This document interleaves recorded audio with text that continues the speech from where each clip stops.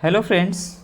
हमने पिछले वीडियो में देखा था कि किस प्रकार से आर्यों का मूल स्थान के बारे में बताया गया था।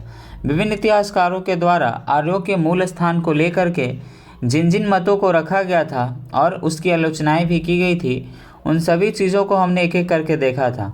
आज हम लोग ऋग वैदिक कालीन के साथ ही साथ उत्तर वैदिक कालीन जो राजनीतिक व्यवस्था थी उसके बारे में हम अध्ययन करने का कार्य करेंगे। बीपीएससी मेंस में क्वेश्चन भी आता है सामाजिक, आर्थिक, राजनीतिक, धार्मिक, इन्हीं सभी आयामों के संदर्भ में बीपीएससी मेंस में ऑप्शनल पेपर में प्रश्न पूछे जाते हैं। तो आइए हम लोग राजनीतिक व्यवस्था को देखते हैं। तो देखेंगे हम लोग कि ऋग वैदिक काल जो था वो मेनली पशुचारणीय अर्थव्यवस्था का काल था और ये जो समाज था वो कबीलाई समाज था। ये तो इंट्रोडक्शन पार्ट हो गया।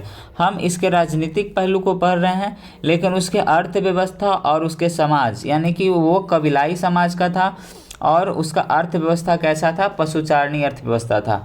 इसके बारे में थोड़ा सा यहाँ पे ब्रीफ इंट्रोडक्शन हम लोग को ले लेना है। फिर हमें देखना है कि ऋग वैदिक काल में कबीलों को क्या कहा जाता था, जन कहा जाता था। ठीक है, और यह खानाबदोश जीवन व्यतीत करते थे। ठीक, इस काल में राजा का पद तो मौजूद था, परंतु वह राजतांत्रिक व्यवस्था के समान शक्तिशाली नहीं होता था। ठीक है, उनका शक्ति जो है वैसा नहीं होता था जैसा कि राजतांत्रिक व्यवस्था में राजा का शक्ति होता है। ठीक है, और राजा को क्या कहा जाता था, जनस्य गोपा कहा जाता था, जिसका अर्थ होता है समानों में प्रथम। ठीक है, देखिए यहाँ से इसकी राजनैतिक स्थिति का पता लग रहा है थोड़ा थोड़ा कि राजा का पद तो होता था। वहाँ जो कबीलाई समाज था तो कबीलाई समाज में राजा का पद तो होता था, लेकिन राजा का पद उतना ज़्यादा शक्तिशाली नहीं होता था जितना कि राजतांत्रिक व्यवस्था में होता है। ठीक है, बस उसको क्या होता था कि युद्ध में नेतृत्वकर्ता के तौर पर देखा जाता था। देखिए पहले युद्ध किस बात के लिए होता था, जो ऋग वैदिक काल था उसमें जो पशुपालन जो था, जैसा कि हमने पहले देखा कि पशुचारणीय अर्थव्यवस्था थी और कबीलाई समाज था, तो पशु वहाँ का एक बहुत ही ज़्यादा महत्वपूर्ण इम्पोर्टेंट वो उसका एसेट होता था, धन होता था। और पशु को लेकर ही वो सारे युद्ध करते थे कि ये पशु पर मतलब पशु को अपने कब्जे में कैसे लिया जाए। बहुत सारे कबीले होते थे तो दूसरे कबीले के पशुओं को अपने साथ कैसे ले लिया जाए, क्योंकि पशु को एक बहुत ही अच्छा धन का संग्राहक समझा जाता था उस समय। इसीलिए सारे जो युद्ध होते थे वो पशुओं के लिए ही होते थे और उस युद्ध का नेतृत्व जो करता था वही उसका राजा होता था और राजा का सिर्फ यही एक ही काम होता था। इसीलिए जो राजतांत्रिक व्यवस्था के समान वो उतना शक्तिशाली भी नहीं हो पाया। इसको जनस्य गोपा के नाम से जाना जाता था और जो कबीलाई समाज था उसको जन के नाम से जाना जाता था। चलिए, इस काल में कर व्यवस्था विकसित अवस्था में नहीं थी। ठीक है, यह जनजातीय प्रणाली के अनुसार व्यवस्थित थी। इस काल में केवल एक ही कर, जो बलि कर के विषय में सूचना प्राप्त होती है। ठीक है, जो ऋग वैदिक काल था उसमें कर नहीं ज़्यादा था, बस एक कर जिसका सूचना हमें प्राप्त होता है वो बलि कर है। बलि कर क्या, वो बलि जानवरों की बलि देने वाला बलि नहीं है या कोई बलि त्याग करने वाली बलि नहीं है। ये बलि एक प्रकार का कर होता था जो कि स्वैच्छिक भाव से अगर कबीला के लोग अगर चाहे तो राजा को दे सकता था। ठीक है, वो भी स्वैच्छिक भाव से, जरूरी नहीं है कि वो देना ही है, स्वेच्छा भाव से वो दिया करते थे। ठीक है, अब है कि चूंकि कर व्यवस्था विकसित नहीं थी इसलिए शक्तिशाली नौकरशाही का निर्माण भी नहीं हुआ था। अब बताइए, अगर कर ही नहीं देना है तो कर संग्रहण करने वाले जो अधिकारी लोग होंगे अब वो ही नहीं होंगे। ठीक है, कर अगर कहीं से इकट्ठा करना हो तब ना कर संग्रहण करने वाले अधिकारी लोग होंगे तो नौकरशाही व्यवस्था का विकास होगा, लेकिन कर का ही अभाव है। कर वहाँ पे एक ही कर है, बलि कर, और बलि कर को भी अपने मन से देना है। देने का मन है तो दीजिए स्वेच्छापूर्वक, या तो नहीं मन है तो नहीं दीजिए, उस पर कोई आपको दबाव नहीं है। ठीक है, तो इस प्रकार वहाँ पे नौकरशाही जो था उसका विकास नहीं हो पाया था। ठीक है, निर्माण भी नहीं हो पाया था। इस काल में राजा के दायित्व सीमित थे, जिससे अधिकारियों की संख्या सीमित हुआ करती थी। इसमें मुख्य अधिकारी पुरोहित हुआ करता था और युवराज हुआ करता था। ठीक है, देखिए क्या होता था कि ऋग वैदिक काल जो था, हमने तो पहले ही देख लिया कि राजा का उतना महत्व नहीं होता था। महत्व नहीं था इसका मतलब कि उसका दायित्व भी कम होगा और चूंकि राजा का दायित्व कम था इसलिए उसका जो अधिकारियों की संख्या थी, जितने ज़्यादा ही दायित्व होते हैं उतने ही ज़्यादा लोगों को आपको रखना पड़ता है। तो चूंकि दायित्व का अभाव था राजा के पास, तो इसीलिए अधिकारियों की संख्या भी जो थी वो सीमित हो गई थी। ठीक है, तो अधिकारियों में कौन होते थे? एक राजा तो खुद हुआ ही, और उसके बाद पुरोहित और एक युवराज होते थे। ठीक है, इनके अतिरिक्त पुरुप मतलब कि दुर्ग का अधिपति और सेनापति का पद महत्वपूर्ण होता था। देखिए, राजा तो हो ही गया, राजा के बाद पुरोहित वर्ग, युवराज, पुरुप जो दुर्ग का अधिपति होता था, और एक सेनानी, यही पद था। और कोई वहाँ पे इम्पोर्टेंट पद देखने को नहीं मिलता है ऋग्वैदिक काल में। ठीक है, अब नेक्स्ट पे आते हैं कि इस काल में अस्थायी सेना रखने का प्रारंभ नहीं हुआ था, इसलिए कबीले के लोगों को ही युद्ध के समय सैनिकों का कार्य करना पड़ता था। इस प्रकार की सेना मिलिशिया कहा जाता है। ठीक है, देखिए क्या होता था कि जब भी युद्ध लड़ने का टाइम आता था, किसी दूसरे कबीले के लोगों को अगर जानवरों को अपने पास लाना है, जानवरों पर क्या करना है कि कब्जा कर लेना है, तो क्या होता था? अस्थाई सेना का अभाव था, क्योंकि उसमें राजशाही व्यवस्था उतनी विकसित नहीं हुई थी कि एक अस्थाई सेना रखा जाए। इसलिए क्या किया जाता था कि जो अगर लड़ने का टाइम आया, युद्ध करने का टाइम आया, तो जो कबीले के लोग थे उन्हीं को अपना सैनिक बना लिया जाता था और वही लोग युद्ध भी लड़ते थे। ठीक है, और इस प्रकार की सेना को क्या कहा जाता था? मिलिशिया कहा जाता था। इस काल में सभा, समिति और विदत जैसी राजनीतिक संस्थाओं के विषय में सूचना प्राप्त होती है। देखिए, सभा, समिति और विदत, देखिए ये सब राजनीतिक संस्था होती थी जिसमें विभिन्न तरह के कार्यों को किया जाता था। सभा जो होता था, सभा एक सभी आम लोगों के लिए होता था।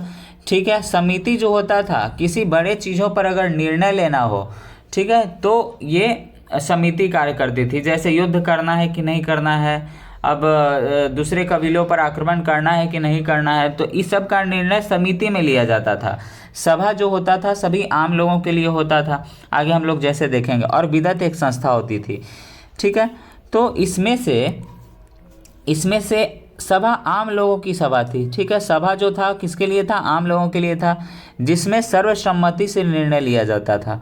समिति क्या था? विशिष्ट और अनुभवी लोगों की सभा होती थी, जिसमें कुछ मुख्य निर्णय जैसे युद्ध संबंधी निर्णय लेने का कार्य किया जाता था। और इस काल की सबसे महत्वपूर्ण राजनीतिक संस्था कौन थी? विदत। इस संस्था में युद्ध के पश्चात प्राप्त की गई गायों का बंटवारा किया जाता था। देखिए, हमने पहले भी बताया था कि युद्ध जो किया जाता था ऋग्वैदिक काल में, वो मुख्यतः किस लिए किया जाता था? क्योंकि वहाँ के लोग समझते थे कि गाय या तो जो पशुधन है ये उनके लिए बहुत ही ज़्यादा महत्व रखता था। पशुधन से बढ़कर, गायों से बढ़कर उनके लिए और कुछ था ही नहीं। जो आजकल ज़मीन का कब्जा होता है, चाहे तो और भी कुछ का कब्जा होता है, वो सब तो दिमाग में ही नहीं था। तो पशुओं का यहाँ पे बहुत ही ज़्यादा क्रेज़ था, तो पशुओं को लेकर के युद्ध होता था यहाँ पर। तो सभा जो था, यहाँ पे हम लोग देखेंगे कि सभा आम लोगों की सभा होती थी, जिसमें सभी लोग सर्वसम्मति से वहाँ पे क्या करते थे? अपनी बातों को रखते थे और सभी लोग सर्वसम्मति से किसी एक फाइनल निष्कर्ष तक पहुंच पाते थे। समिति जो होती थी विशिष्ट और कुछ अनुभवी लोगों की संस्था होती थी, जिसमें अब युद्ध करना है कि नहीं करना है, युद्ध को अब रोक देना चाहिए, तो इन सभी बातों का जो निर्णय होता था वो समिति में लिया जाता था। और साथ ही साथ जो विदत थी, अब मान लीजिए कि युद्ध हुआ, उसमें हम बहुत सारे गाय को अपने अंडर में कर लिए, अपने कब्जे में ले लिए, तो जो गायों का जो बंटवारा करने का जो कार्य किया जाता था कि गाय जो उतना सारा आया है तो किन किन लोगों को, अब किन किन क्षेत्रों में, चाहे राजा कितना रखेगा और सब लोग कितने लेंगे गाय, इन सभी का बंटवारा जो होता था वो विदत जैसी संस्था करती थी। ठीक है, इतना हम लोगों ने देख लिया। अब हम लोग देखेंगे कि उत्तर वैदिक कालीन में राजनीतिक संरचना क्या हो गई थी। तो इस काल में कबीलाई संरचना बिखरने लगी थी। देखिए, हमने बोला कि ऋग्वैदिक काल में क्या होता था कि कबीलाई संरचना था और पशुचारणीय अर्थव्यवस्था थी, लेकिन अब जो था कबीलाई संरचना वो बिखरने लगा था, क्योंकि समाज जनजातीय व्यवस्था से अस्थाई व्यवस्था की तरफ मुड़ने लगा था। देखिए, हम बताया था हमने कि कबीलाई संरचना में क्या होता है कि कबीलाई संरचना में हुआ कि जैसे कुछ कबीले के एक झुंड अपने अपने पशुओं को लेकर चराने के उद्देश्य से निकल गए और चराते चराते पशुओं को और वो उन्हें बीच में जो भी कंद फूल मिला है वो लोग खा लेते थे और जहाँ पे रात होती थी वहीं पे अपना गुजार बसर कर लेते थे और फिर सुबह में वहीं से दूसरे जगह के लिए प्रस्थान कर जाते थे। लेकिन उत्तर वैदिक काल में क्या हुआ कि अब जो कबीलाई जो संरचना थी वो बिखरने लगी थी और अस्थायी जीवन की तरफ अब सभी लोग अपने अपने रुख को थोड़ा थोड़ा मोड़ने लगे थे। इस काल में राजा के पद जो थे और शक्ति में बढ़ोतरी हुई थी। हमने देखा था कि ऋग वैदिक काल में राजा का पद क्या होता था, वो सिर्फ युद्ध का जो नेतृत्वकर्ता के रूप में देखा जाता था।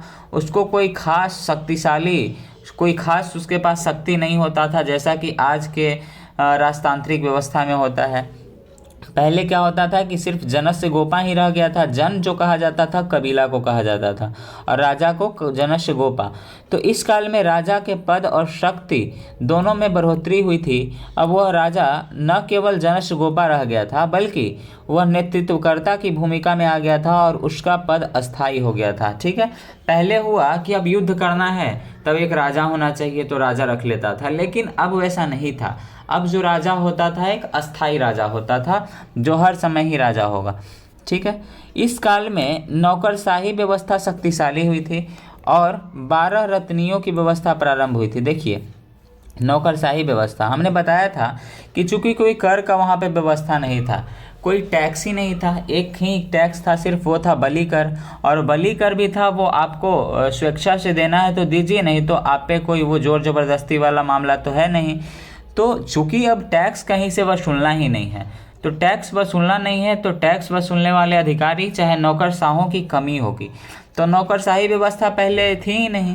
लेकिन उत्तर वैदिक काल में क्या हुआ कि नौकरशाही व्यवस्था शक्तिशाली हो गया और 12 रत्नियों की व्यवस्था की गई और अपने राज्याभिषेक के समय राजा इनका सत्कार करने का कार्य करता था। ठीक है, 12 रत्नियों की व्यवस्था की गई, ध्यान रखिएगा। चलिए, अब नेक्स्ट पॉइंट है कि इस काल में राजा अपने शक्ति प्रदर्शन के लिए वाजपेय, राजसूय और अश्वमेध जैसे यज्ञ करता था। ठीक है, देखिए पहले क्या था, राजा पहले उतना महत्व नहीं रखता था, लेकिन अब राजा का देखिए स्थिति, वाजपेय यज्ञ, राजसूय यज्ञ और अश्वमेध जैसे यज्ञ करने लगे।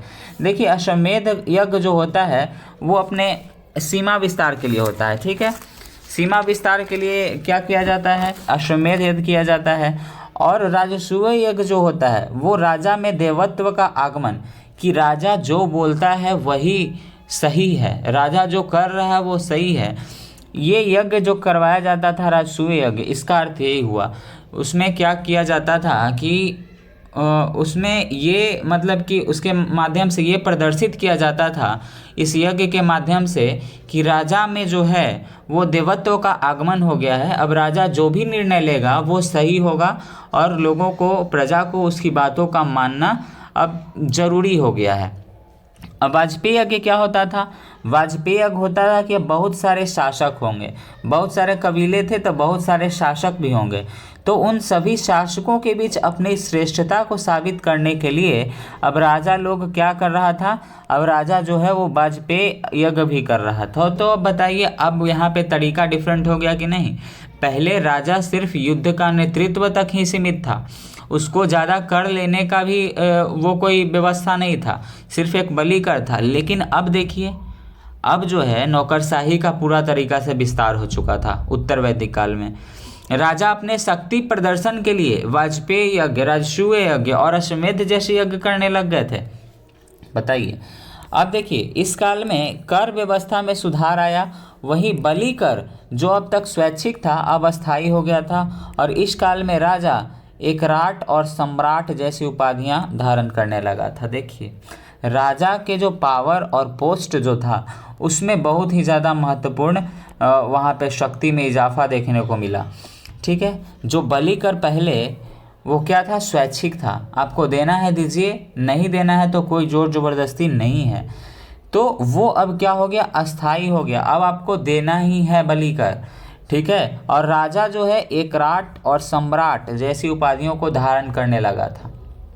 ठीक है, इस काल में ऋग वैदिक काल की प्रमुख संस्थाएं अपना स्थान खो चुकी थी और विदथ जैसी संस्था का लगभग समाप्त हो चुका था। ठीक है, पहले हमने देखा था कि 3 प्रकार की संस्था होती थी, सभा होती थी, समिति होती थी और एक होती थी विदथ। तो सभा में जो होता था आम जन लोग, यानी कि जितने भी लोग होते थे सभी लोग वहाँ पे आते थे सभा में। ठीक है, और समिति में क्या होता था कि कुछ जो बुजुर्ग लोग हैं, जो अनुभवी लोग हैं, वो लोग आते थे यहाँ पे और डिसीजन लेते थे कि आखिर युद्ध करना चाहिए कि नहीं करना चाहिए, आखिर क्या रास्ता ठीक होगा, इन सभी का निर्णय लिया जाता था। और विदथ जैसी संस्था में क्या था कि गायों का बंटवारा किया जाता था। युद्ध में जितना गाय को लूटा गया है, जितना गाय को अपने कब्जे में किया गया है, तो इन सभी गायों को बंटवारा करने का जो काम करता था वो विदथ जैसी संस्था किया करती थी। और इस उत्तर वैदिक काल में विदथ जैसी संस्थाओं का लगभग समाप्ति हो चुका था। ठीक है, परंतु इस काल में भी अस्थायी सेना की व्यवस्था प्रारंभ नहीं हुई थी। अभी सेना मिलिशियाई स्वरूप ही बना हुआ था। देखिए, हम लोग देखे थे ऋग वैदिक काल में कि सेना का जो था वो मिलिशियाई सेना थी। मिलिशियाई सेना का मतलब कि जैसे ही युद्ध का बारी आया तो कबीले के लोग ही सेना में भर्ती हो जाते थे। यहाँ पे ऐसे सेना में भर्ती हो गए और वो युद्ध लड़ने चल जाते थे, उनको मिलिशियाई सेना कहा जाता था। ठीक है, तो राजा का शक्ति, राजा का जो पावर था उसमें बढ़ोतरी तो हुआ, लेकिन उसका स्थायी सेना का जो व्यवस्था करना था वो इस काल में भी प्रारंभ नहीं हो पाया और वो मिलिशियाई सेना ही बनी रह गई। तो यहाँ से हम लोगों ने उसकी राजनीतिक स्थिति को और राजनीतिक संरचना को समझने का प्रयास किया।